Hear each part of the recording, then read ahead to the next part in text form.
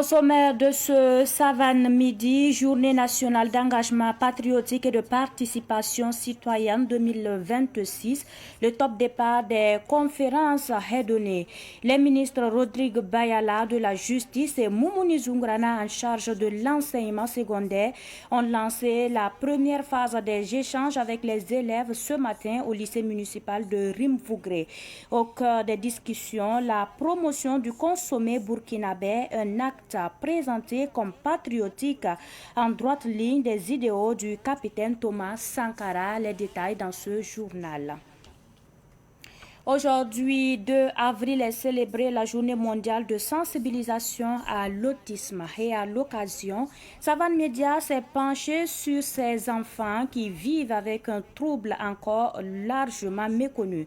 Entre incompréhension, défis quotidiens et espoir d'une meilleure prise en charge, leur état et histoire interpellent, bouleversent et appellent à une mobilisation collective à suivre également dans ce journal.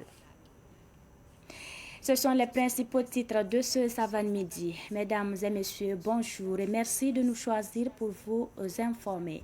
Nous débutons par cette actualité, journée d'engagement patriotique et de participation citoyenne 2026.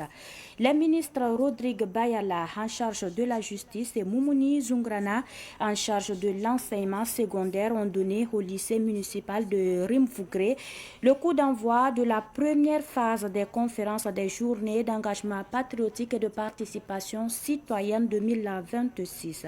Face aux élèves, le ministre chargé de la justice, Rodrigue Bayala, a développé le thème de cette édition qui est Produisons burkinabé, consommons burkinabé, notre assiette, notre fierté. Il a insisté sur la portée citoyenne de ce concept. Selon lui, consommer burkinabé est un véritable acte de patriotisme, rendant hommage au père de la Révolution d'août 1983 et à ses idéaux.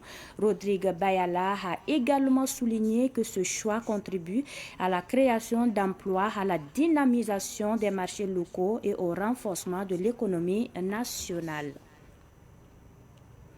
Et puis à 14 heures se tiendra devant le mémorial Thomas Sankara la 6e commémoration d'hommage militaire dénommée Sankara vit toujours et du lancement de l'initiative Jeunesse révolutionnaire en marche. Une marche populaire de soutien et de célébration de l'an 1 de la révolution progressiste populaire est également au menu. C'est une initiative de jeunesse révolutionnaire en marche. Et pour la suite, service social mobile, une nouvelle ère pour l'action de proximité. Le ministre de la Famille et de la Solidarité, Pélagie Kaboré, a procédé dans la soirée d'hier au lancement officiel du service social mobile dans le Kadiogo. Avec cette initiative, l'action sociale sort des bureaux pour aller au plus près des populations. Désormais, les équipes interviennent directement au cœur des communautés, de jour comme de nuit, pour identifier, accompagner et prendre en charge les situations de vulnérabilité. Une approche innovante dans la prise en charge sociale de proximité. Levé de la suspension des exportations de la tomate fraîche au Burkina Faso, le gouvernement a annoncé dans un communiqué la levée de la suspension des exportations de la tomate fraîche et la suspension de la délivrance des autorisations spéciales d'exportation de la tomate fraîche est également levée à compter du 31 mars, peut-on lire dans le communiqué du gouvernement. Selon le ministre en charge du commerce et celui en charge de l'agriculture, cette décision fait suite à une amélioration de l'approvisionnement des unités locales de transformation et aussi après les engagements pris par les acteurs de la filière de garantir une disponibilité de la production sur le marché. Pour rappel, le gouvernement avait suspendu l'exportation de la tomate fraîche à partir du 16 mars 2026 dernier afin de sécuriser, selon eux, l'approvisionnement des usines de transformation locales. Tout autre sujet pour poursuivre ce savane midi. Le Conseil supérieur de la chefferie coutumière et traditionnelle du Burkina Faso salue une avancée majeure. L'institution se félicite de l'adoption de la loi portant statut de la chefferie coutumière et traditionnelle. Elle appelle l'ensemble des chefs coutumiers à s'approprier pleinement les dispositions de ce nouveau texte. Une déclaration officielle a été faite hier matin pour préciser les enjeux et perspectives qu'ouvre cette loi. Abdoulaye Kinda nous en dit davantage. Le Conseil supérieur de la chefferie coutumière et traditionnelle du Burkina Faso reconnaît une avancée dans l'encadrement et la place accordée à la chefferie coutumière et traditionnelle depuis l'arrivée du MPCR 2. Plusieurs acquis ont été enregistrés, notamment l'adoption de la loi portant statut de la chefferie coutumière et traditionnelle. Une étape historique importante vient d'être franchie par nous, chefs coutumiers et traditionnels du Burkina Faso. Doter la chefferie coutumière et traditionnelle d'un régime juridique qui lui est propre, c'est lui appliquer un principe d'égalité, c'est aussi lui permettre d'agir en toute légalité. Cette loi comporte des astreintes et des prohibitions comme l'interdiction de faire de la politique partisane ou de mener des activités syndicales. Elle confère également des avantages aux chefs coutumiers et traditionnels, tels que la reconnaissance de son statut d'autorité morale, la protection de sa personne en raison ou à l'occasion de l'exercice de ses fonctions, la protection des résidences et palais ainsi que des sites coutumiers. Cette loi prend en compte les modes de dévolution, succession et de déchéance du pouvoir afin d'éviter l'autoproclamation et les conflits de légitimité. Elle offre une protection spécifique contre les menaces, les outrages et les violences à l'endroit des légitimités ancestrales et permet aux chefs coutumiers et traditionnels d'avoir droit aux honneurs liés à leur rang. Pour le Conseil, cette loi offre un espace aux chefs traditionnels et coutumiers afin de contribuer à la construction de la nation. Cette loi met les chefs coutumiers et traditionnels devant leurs responsabilités, celle d'incarner les valeurs d'intégrité, d'honnêteté, de fraternité, de solidarité, d'unité et de pardon dans la société. Elle rappelle chaque légitimité ancestrale à sa mission cardinale qui est d'être le pont qui relie, l'aiguille qui court. En somme, celle qui, dans sa communauté, sert avec dignité et transparence et défend ardemment les intérêts de la patrie. Le Conseil sollicite l'accompagnement de tous pour la mise en œuvre de la loi. Nous sollicitons le soutien et l'accompagnement du gouvernement et de toutes les composantes de l'État afin que les différents efforts conjugués contribuent à une application parfaite de la loi au service de la paix et du développement du Burkina Faso.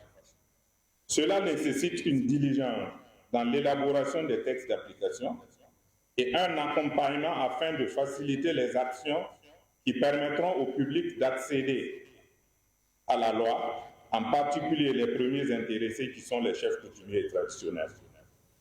Nous jouerons notre partition dans la mise en œuvre de la loi et invitons à cet effet tous les chefs coutumiers et traditionnels du Burkina Faso à s'approprier des dispositions de la dite loi. Pour finir, le Conseil supérieur de la chefferie coutumière et traditionnelle a imploré Dieu et les membres des ancêtres afin qu'ils soutiennent les FDS et VTP dans la défense de l'intégrité du territoire. Je vous l'annonçais également en titre à l'occasion de la Journée mondiale de sensibilisation à l'autisme célébrée ce 2 avril. Savane Média vous amène à la rencontre d'enfants souffrant de ce trouble. Atteints d'une maladie encore peu connue, leurs familles sont également confrontées à des défis quotidiens. Un combat porté par l'espoir d'une meilleure prise en charge. Reportage signé Madinatou Ouedraogo et Salifa Santviti. Amélie Wilson, coiffeuse et mère d'une autiste, à première vue, rien ne laisse penser qu'elle est atteinte d'autisme. Une assiette à la main, une fourchette, elle mange tranquillement. Son passe-temps favori est la coiffure. Pour sa mère, la situation a été difficile à accepter au début. Pas facile. Si on t'annonce l'état de l'enfant, c'est difficile à l'accepter, à adopter immédiatement. Ça fait très mal. Mais avec le temps, on arrive à s'adapter. On avait essayé l'école, mais j'ai vu que les gens ne la comprennent pas à l'école. Donc, on a tout fait, mais bon, ça n'a pas tout donné. Ça n'a pas donné, donc on a laissé l'école de côté. Donc, au niveau du boulot et tout ça, c'était pas facile, mais ça va. Je vois qu'elle arrive elle est un peu stable par rapport à avant. Avec ses soeurs, ça va. Elle arrive à jouer avec ses soeurs, ses frères, il n'y a pas de problème. C'est-à-dire qu'elle n'a pas d'amis de dehors. C'est avec ses soeurs. Elle ne partage aucune vie avec d'autres personnes dehors. C'est avec nous seulement, la famille. L'autisme ou trouble du spectre de l'autisme est un trouble du développement du cerveau qui apparaît généralement dès l'âge de 3 ans. La personne fonctionne différemment dans certains domaines, notamment la communication et les relations sociales. Difficulté à comprendre les émotions ou les expressions des autres, difficulté à engager ou maintenir une conversation et préférence pour la solitude ou des interactions limitées. On note également des comportements et intérêts particuliers, gestes répétitifs, comme se balancer ou battre des mains. Il existe plusieurs signes selon la directrice générale du Centre pour enfants présentant un trouble du spectre de l'autisme. Le premier signe qui peut alerter les parents, par exemple, si le parent constate que l'enfant n'a pas le contact visuel, ça c'est un premier point. Si l'enfant ne répond pas à l'appel de son prénom, un deuxième signe. Il y a des enfants aussi, ils ont tendance à utiliser la main de l'adulte pour obtenir ce qu'ils veulent. L'enfant vient, il te tire et il prend ta main pour prendre ce qu'il veut. Il y a aussi des particularités sensorielles. L'enfant peut être hyposensible ou hypersensible, par exemple au bruit, ou bien aux lumières, ou bien même au toucher. L'enfant ne sent pas la douleur ou sent très fort la douleur. Les choses sont soit exagérées ou minimisées. Si le diagnostic est fait tôt, l'enfant peut mieux apprendre la communication. Et du coup, si l'enfant communique, il peut mieux interagir avec son environnement. Si l'enfant peut interagir avec son environnement, on pourra mieux lui expliquer les choses et mieux lui expliquer les comportements adaptés à suivre. Aux parents, que s'ils remarquent les signes que nous venons de citer, par exemple, l'enfant n'a pas le contact visuel, l'enfant ne répond pas à l'appel de son prénom, le parent doit chercher à mieux comprendre, avoir un diagnostic. Et maintenant, c'est vrai qu'il n'y a pas beaucoup de structures, mais il y en a quand même. Et si le parent il part vers ces structures-là, il pourra avoir de l'aide. Dans une salle de classe, on observe un élève qui encercle les mots prononcés par l'enseignante. Pour cette dernière, la patience est essentielle lorsqu'il s'agit d'encadrer les enfants atteints d'autisme. Bon, les difficultés que nous rencontrons, des fois, il y a certains... En fait, on n'évolue pas de la même manière. Les enfants n'évoluent pas de la même manière. Il y a d'autres qui évoluent plus vite, il y a d'autres qui vont très lentement. Donc, on est obligé de suivre le rythme de tout un chacun. Voilà. Il y a certains enfants aussi, quand vous leur donnez des exercices et qu'ils n'arrivent pas à résoudre le problème, ils se mettent en colère, ils font des cris, donc on est obligé de stopper et le calmer et repasser à autre chose. Pour certains parents, ce centre est très bénéfique pour eux et leurs enfants. Ce qui est de mon enfant exactement, il est hyperactif. Et je crois qu'avec la fréquentation de ce centre-là, nous avons constaté qu'arrivé à la maison, il ne fait plus comme avant. Et on remarque aussi qu'il devient de plus en plus autonome. Il faut reconnaître que des centres de ce genre au Burkina, pour ne pas dire au Ouagadougou, se font rares. Quand j'ai connu le centre, j'ai vu qu'il n'y avait pas beaucoup d'enfants. Il n'y avait pas beaucoup d'enfants et vraiment l'enfant avait un programme structuré. Voilà, ça veut dire qu'on on évaluait l'enfant d'abord en fonction de ses capacités, ce qu'il peut et ce qu'il ne peut pas. Et en fonction de ça, maintenant, il y a le programme qui est établi. On essaie aussi d'encadrer les parents pour vous montrer en quelque sorte comment travailler avec l'enfant pour pouvoir avoir de meilleurs résultats.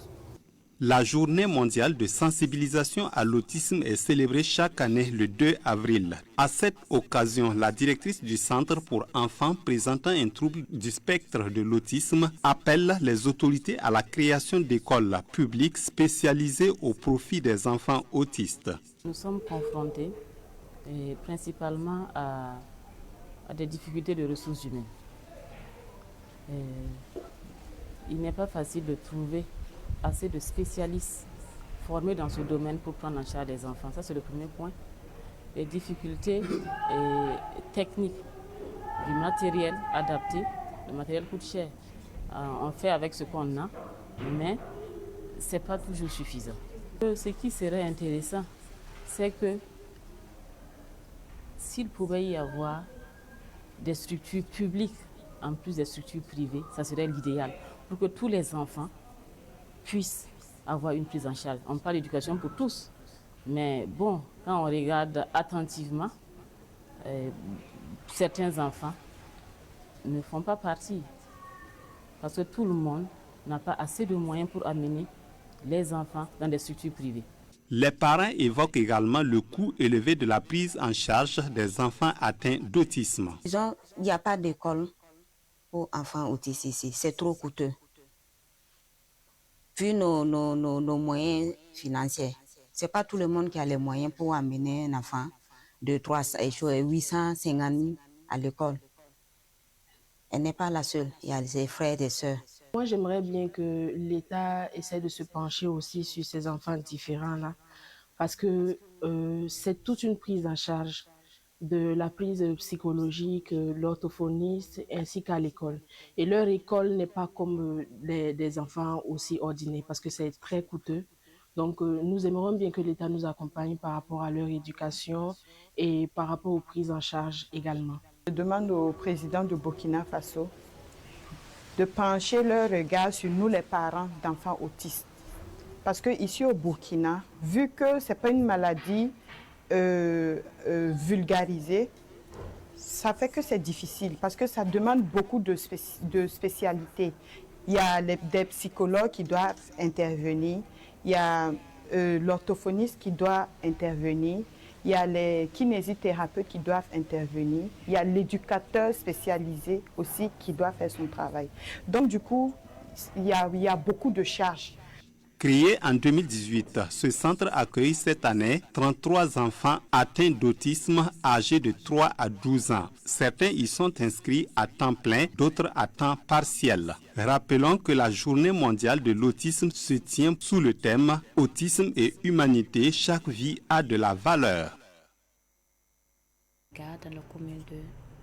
Et puis, dans l'actualité internationale au Niger, deux personnalités dont une ancienne ministre sont déchues provisoirement de leur nationalité. C'est par un décret présidentiel pris hier par le président nigérien Abdourahmane Tchani que les nommés Takuba Koyi Aminata, né Aminata Bouraima et Djibo Yaya perdent provisoirement leur nationalité. Notons que les intéressés sont soupçonnés de mener les activités susceptibles de perturber la paix et la sécurité publique, de faire l'apologie du terrorisme. C'est ce que souligne le communiqué du secrétaire général du gouvernement nigérien.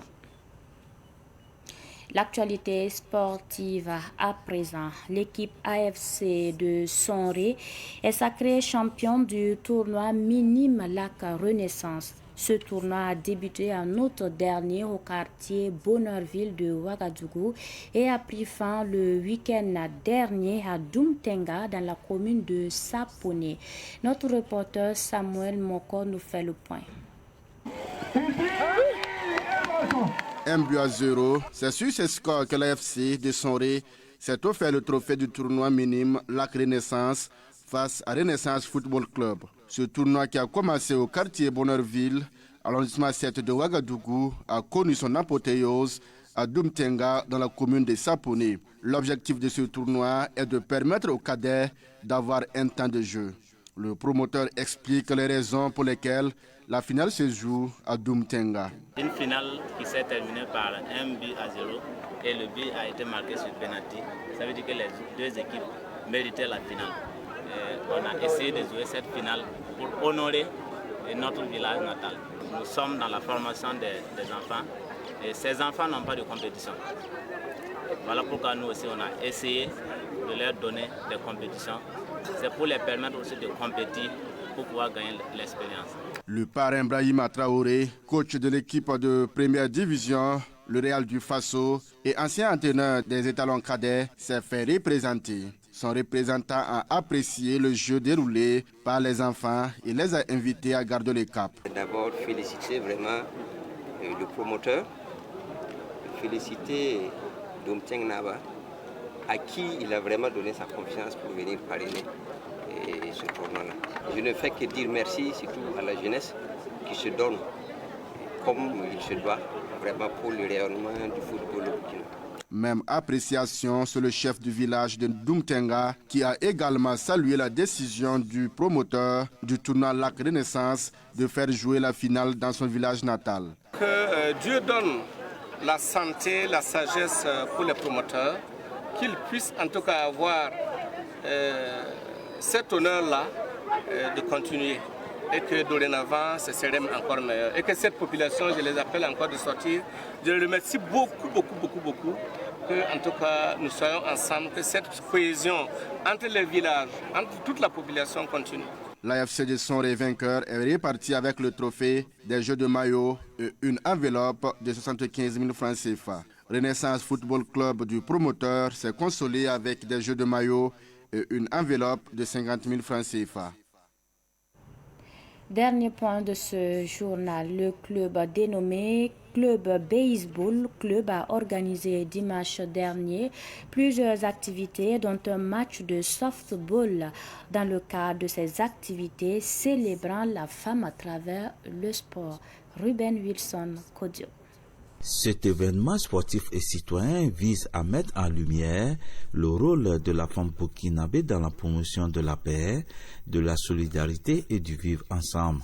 C'est une initiative des Leaders Baseball Club. Nous avons inclus les travaux, bien sûr, pour accompagner l'initiative du président, le camarade Ibrahim Traoré, qui est le Faso Mebo. Donc, nous avons conduit les joueuses, les lieux, bien sûr, démoulant les pavés, et suivi aussi des deux thèmes que nous avons choisis, qui est le RPP et aussi le leadership féminin. L'activité phare de cet après-midi de dimanche a été le match de softball disputé sur le terrain du lycée municipal de Pasmanga de Ouagadougou. À l'affiche, une formation féminine de Ouagadougou opposée à celle de Zignaré. Au terme de la rencontre, les visiteuses de Zignaré dominent le match sur un score de 6 buts à 2. Ça n'a pas marché pour nous, on reconnaît ça n'a pas marché. Les entraînements, il faut qu'on redouble d'efforts. L'équipe qu'on a rencontrée aussi était vraiment à la hauteur. C'est pas qu'on a démérité, mais c'est juste qu'on doit fournir plus d'efforts. Il y a très longtemps qu'on a commencé les entraînements et on attendait vraiment ce moment-là pour venir aussi montrer nos talents en tant que joueuse de l'équipe. Ibrahim Idiaye, président d'honneur de la Fédération burkinabé de baseball et de softball, apprécie l'initiative. L'initiative est très bonne.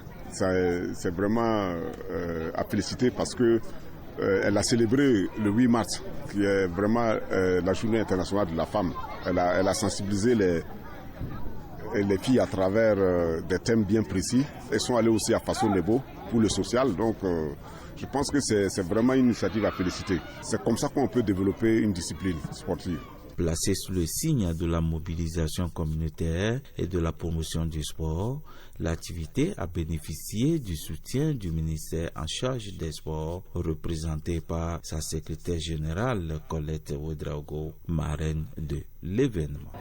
J'ai accompagné une dame battante, j'ai accompagné une leader pour qu'elle puisse s'affirmer. J'ai accompagné des jeunes filles pour qu'elles puissent prendre le chemin. J'ai voulu tout simplement venir les encourager à toujours se mettre à l'esprit que une fois qu'elles ont choisi de pratiquer le sport, elles doivent toujours continuer, elles doivent toujours savoir qu'il y a des gens derrière elles qui ont fait quelque chose avant elles et qui sont toujours derrière elles et pour toujours les soutenir. Notons que cette activité sportive et citoyenne est à sa 5e édition. C'est l'essentiel de ce Savane Midi. Merci de nous avoir suivis et merci de votre fidélité. Très bonne suite en compagnie de nos programmes.